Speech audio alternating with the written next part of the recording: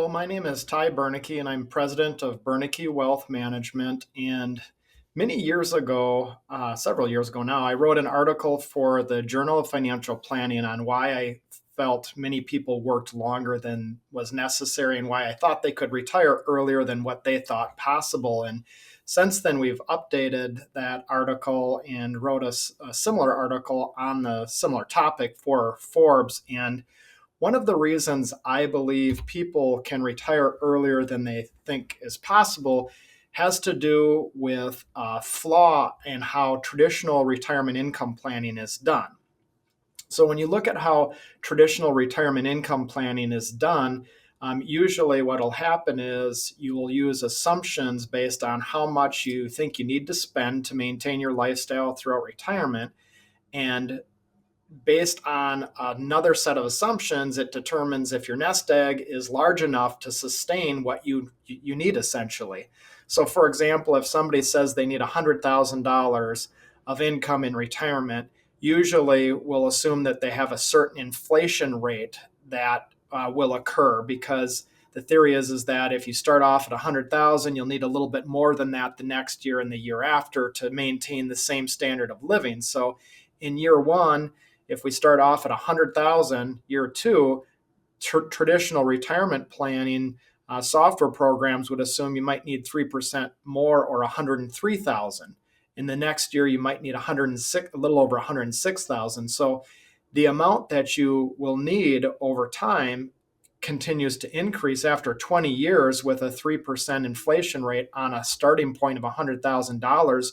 You would need $175,000 to maintain your same standard of living as you had in your first year of retirement.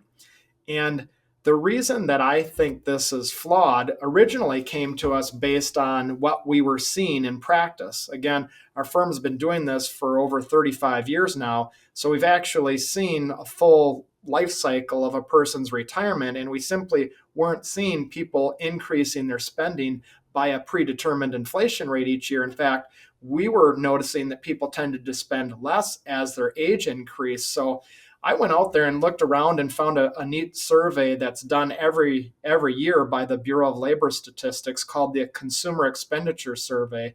And what I found is that people tend to hit their peak spending years, as illustrated on this graph, between 45 to 54 years old. And to me, that makes sense because most of the time people in that age group will have kids that are getting to college age, and older kids are just more expensive in general. Plus, people in this age group usually will still have a mortgage or even more debt than just a mortgage.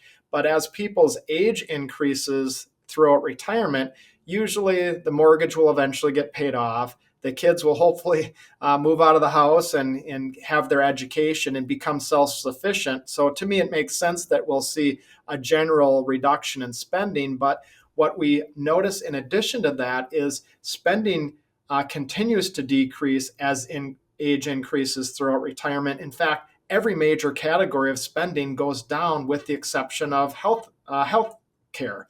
Healthcare costs tend to go up, but everything else is going down faster than the healthcare costs are going up, which is why we see an overall reduction in spending. And this pattern's been around for many years with very little change over the years. And so the good news is if you've done a traditional retirement plan, it might be illustrating that you do need to work longer than you actually need to work if you assume that you're going to spend like the average US citizen.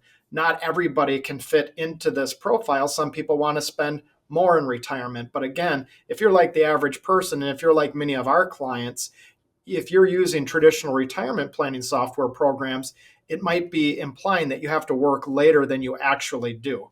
Again, I think it makes sense to err on the side of being conservative, but certainly there's room for logical reasoning with these plans and the way traditional retirement planning has been done.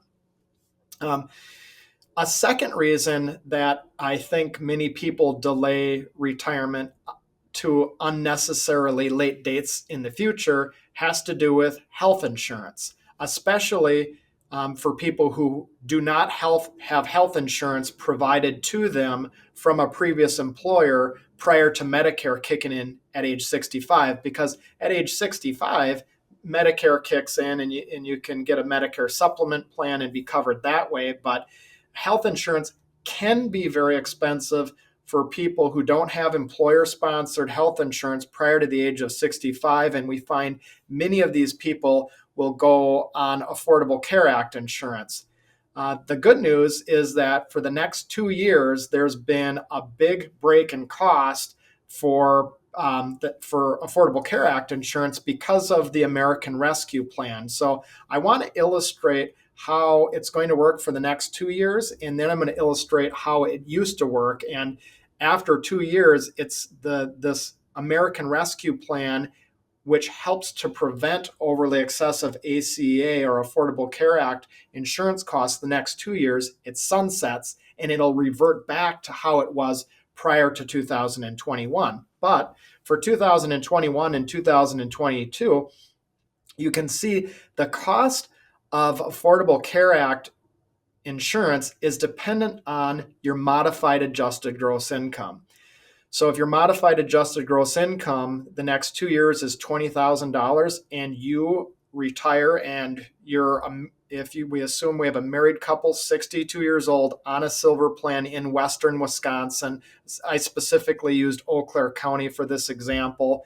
The maximum premium is limited the next 2 years because of the American Rescue Plan to 8.5% of one's modified adjusted gross income. So if their modified adjusted gross income is $20,000, their premium actually at that low of a modified adjusted gross income is nothing. Once it goes up to $68,960, you can see the cost increases to $5,856. And if you're $1 over that amount, you're still at about $5,856 per year in total premium. Now, look at what happens, though, what previously happened prior to the American Rescue Plan for people on Affordable Care Act health insurance at $20,000 previously. Prior to 2021, their premium would have been $275. Once they hit $68,960, you can see the premium increased to $6,640 per year. But look at what happens in this example when the modified adjusted gross income goes up by just $1. Just $1 increases the premium from $6,640 all the way to $34,194. And the reason that this occurred is when they made the law, they didn't have a gradual sloping increase. Once you hit the point where you no longer qualify for tax credits based on modified adjusted gross income, your costs for this health insurance just fly through the roof. And for people who plan appropriately in advance for this, generally for most people, even people who have large nest eggs of well in excess of $1 million or even $2 million, they can get very affordable insurance prior to Medicare kicking in at 65 through the exchange or through Affordable Care Act insurance. And the reason for that is if you plan in advance and you have your assets organized correctly, you can actually have money in certain categories of investments like applicable distributions from non-retirement accounts or non-qualified accounts. None of the money that you could take for income from that bucket would count towards modified adjusted gross income.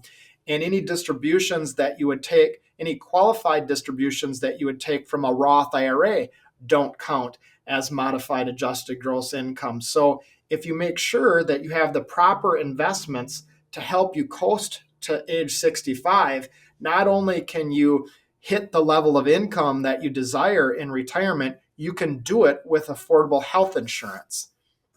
So having said that, I do believe that many people can retire earlier than what they thought was reasonable based on a few of the things that I mentioned today. If you want more information on retirement and specifically retiring early, our website at bernicke.com has a ton of information. And if you've never sat down or even just talked with somebody over the phone about what your current income streams are, what your future income streams will be, how much money you have in IRAs and 401ks and Roth IRAs, it's amazing how many times we can, within a 10 or 15-minute conversation, help steer somebody in the right direction and help them understand, if they do want to retire early, how to make it happen and if it's possible. So we have a variety of different advisors here, all specializing in something different, all working collectively as a team. I would strongly encourage you to take advantage of clicking the link at the bottom of the page, set up a time to talk with one of our advisors in 10 or 15 minutes. Generally, we can give you a pretty good idea on the direction that you should be going. And we hope you take advantage of it. And I hope you got some good information from this short video today on why I believe that many people can retire earlier than they thought possible based on the variables and assumptions that we used in this short video. So thank you very much for your time today.